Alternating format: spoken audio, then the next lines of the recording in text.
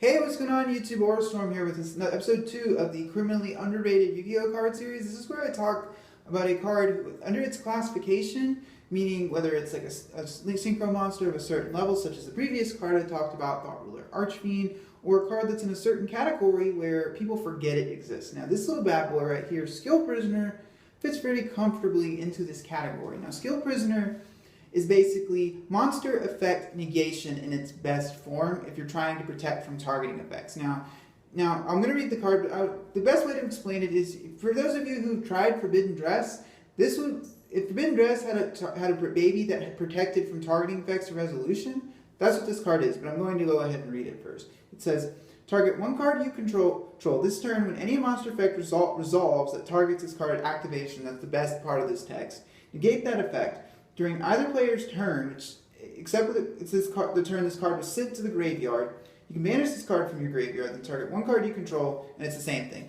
So what's really cool about this card is the first usage it has, it's great in depth. You can use it twice, and unlike something like, say, Breakthrough Skill, you can use it during either player's turn, which is pretty key, because if it's sitting there in the graveyard, you can use it again to protect your monster. Now, you might ask, Aura, what decks is this card good in? It's great in decks that rely on protecting 1 to 2 monsters, and their biggest weakness is that targeting of cards like 101 and Castel will effectively get their boss monster off the field.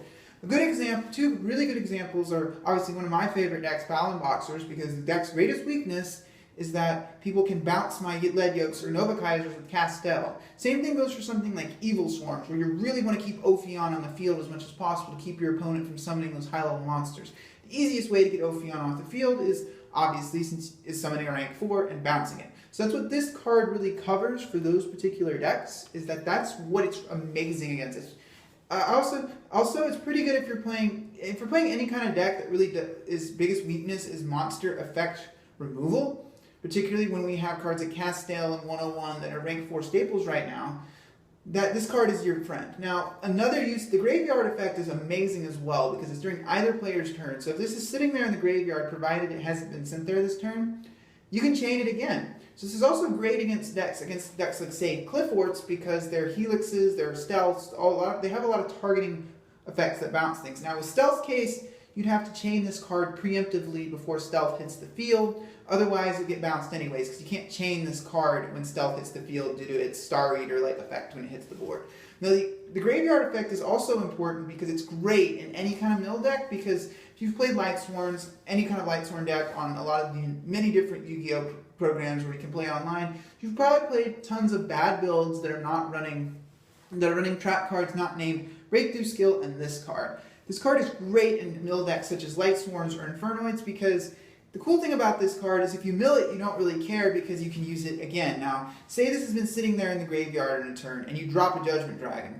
Now, your Judgment Dragon pays 1,000 nuke the board, and your opponent Valors it. Now, in normal situations, you just sit there and cry if you only have 1 Judgment Dragon, but you can just be like, nope, you're not negating that. If this is in the graveyard, it's provided it hasn't been milled that turn, you can use this to protect your Judgment Dragon from stuff like Effect Failure, because Effect Failure does target. That's the pretty key part. This card is also great against Effect Failures as well.